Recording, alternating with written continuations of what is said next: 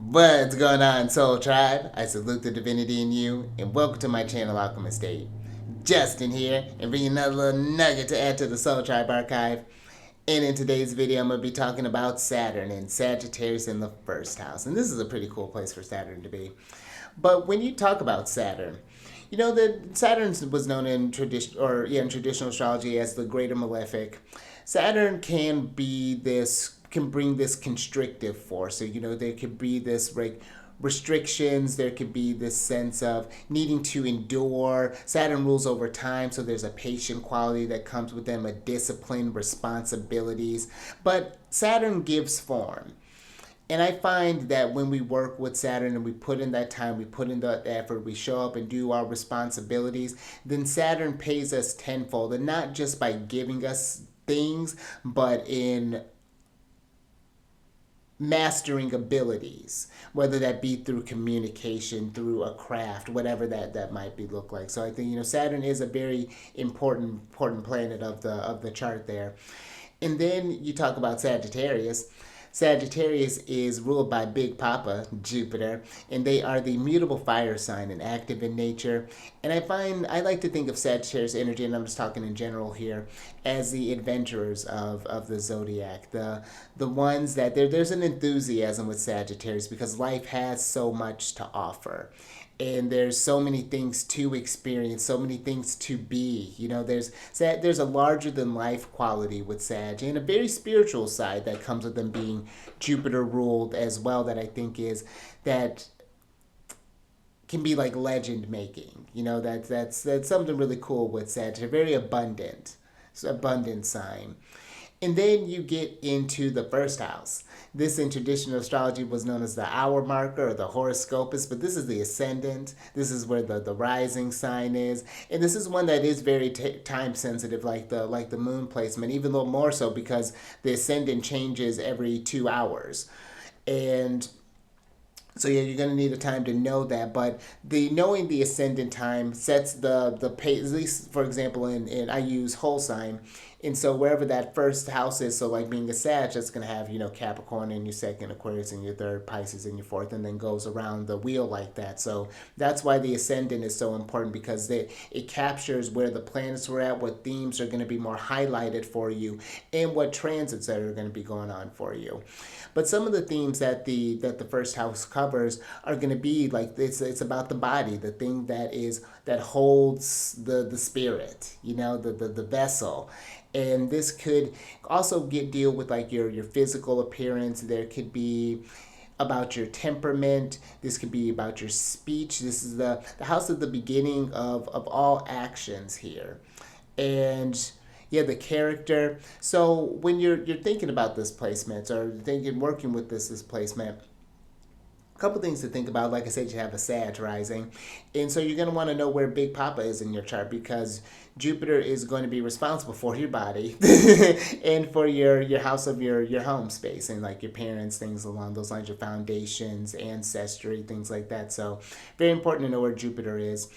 And also Saturn is going to be in charge of your money house and of your house of like your community, your neighbors, your siblings, short-term travels, divination, things along those lines. So but one thing that I would say with this in Saturn, just in the first house in general, is a responsibility for the body. And in this instant, we're talking about fire.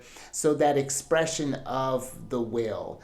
I think that there's a responsibility here to make sure that am I aligned with my true calling here? Does this feel like this is something that is inspiring me, or is this deflating me in a sense? Because I could see this when out of alignment, Saturn really puts down some challenges, could really kind of, and pay attention to the signs of the body.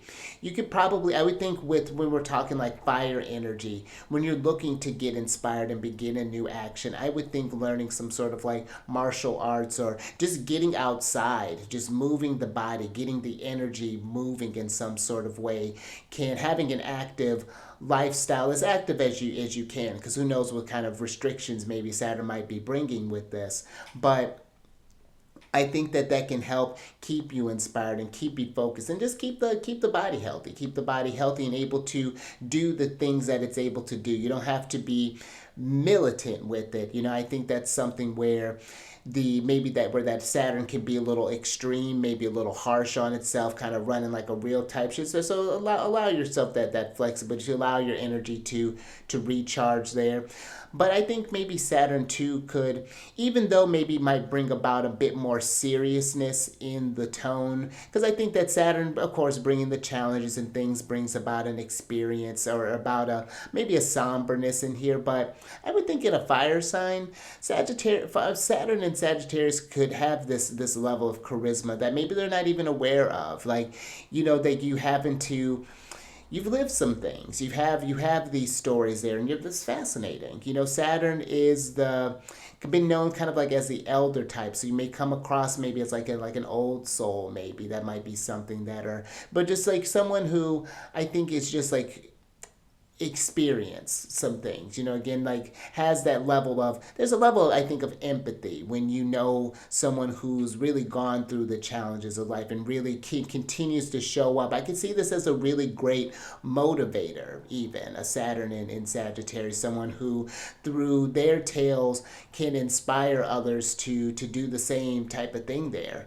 And inspire your community, whatever that community looks like. And like I said, Saturn rules your money house, so that who knows what that may end up looking like long term. That's an endeavor to think about. But yeah, really, I think that's a big question in with that fire. It's just like, am I in my highest calling here? Is this what I see myself? Is this where this energy feels right here? And again, it's going to take work, it's going to take patience, but I think it's one you're going to be impressed with the results, because I think again that Sag can bring about this. There's a bigness with Sag being Jupiter ruled. So who knows? And like I said, Saturn can bring about abundance. So I mean, you the skills that you master, the things that you invest in yourself in, and whatever it is, your craft that moves you, that gets that energy moving. I mean, there's going to be nothing that you can't do there. So, but it's just like, how do you make that will manifest? How do you give that will form, and what kind of connections can you make in order to do that? Maybe you got friends, maybe it's through family, through relatives, maybe through siblings, whatever that might look like. So, and this is just some very general things to that I would talk about with this person here. You need the whole chart to have a better idea of what's going on here, because I'd like to know like where the sun's at, with of course what the moon's doing. And but if you want to, well, one, if you're working with this placement or know someone who's working with this placement, down in the comment section below, leave a comment on how you've been working with, how this energy's manifested for you. And also too, if you want to work with these placements more intentionally, really kind of just milk the chart and the amazingness that is you. Because I mean, every chart is so fascinating when the way you see what planets are lighting up. But if that's something that you want to work with, down in the description box is a link for how to get in touch with me, and we can set up different appointments and talk and discuss the services that I provide and what would make most sense for you, and just form a connection that look at you building your community, work with your Saturn placement. And that's, another thing too, pay attention with your Saturn returns. So this is going to be where, and even like your Saturn squares, when you have Saturn in Pisces right now, this is going to be a time where maybe you're experiencing a square to your natal Saturn. There's an action that's coming up, and pay attention what things were happening around the body, what sort of physical things were manifesting.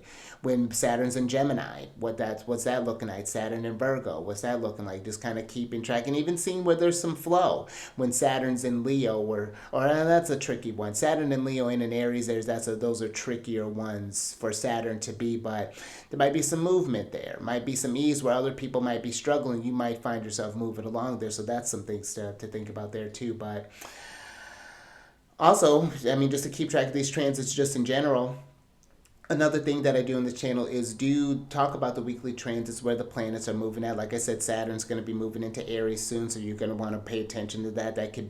That's forming a trine with your Saturn placement with the so something to think about. But even though we would be traveling through like your eighth house, oh no, ninth house. So I like the ninth house transits, but it's neither here nor there.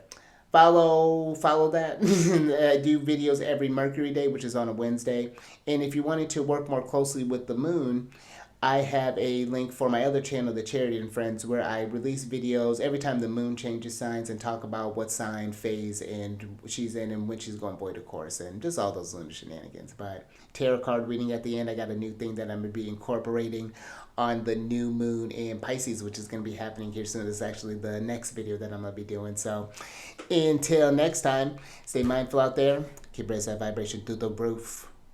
And I will catch you on the next one later.